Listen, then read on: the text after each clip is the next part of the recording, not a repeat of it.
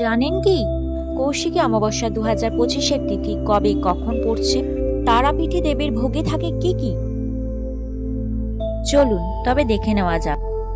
কৌশিকী অমাবস্যার মাহাত্ম্য তন্ত্র সাধকদের কাছে অত্যন্ত বিশেষ। প্রতি বছরই এই কৌশিকী অমাবস্যায় বিরাট ভক্তের ঢল নামে তারাপীঠে। এবছর কৌশিকী অমাবস্যার তিথি কখন থেকে পড়ছে দেখে নিন জ্যোতিষ মতে। সঙ্গে দেখে নিন তারাপীঠে মায়ের প্রসাদে এই বিশেষ পুণ্যতিথিতে কি থাকে।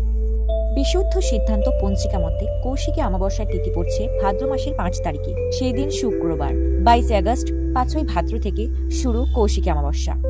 আর তিথি সেদিন শুরু হবে সকাল 11:58। শনিবার 23 আগস্ট সকাল 11:37 অমাবস্যা ছেড়ে যাচ্ছে।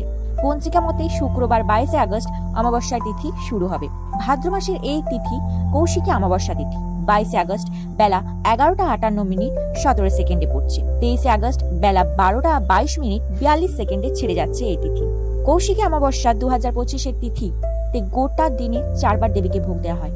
সকাল, দুপুর, সন্ধ্যা এবং রাত্রে এই ভোগ দেওয়া হয়।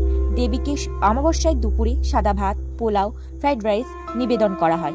সঙ্গে থাকে 11 রকম ভাজা ও পোড়া শোল মাছ, 5 রকমের মাছ ভাজা, চাটনি ও পায়েস।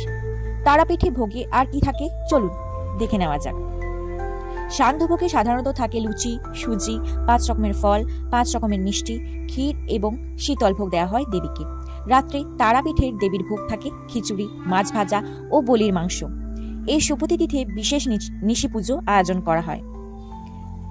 এরকম ভিডিও দেখার জন্য আমাদের চ্যানেলটির সাবস্ক্রাইব করুন।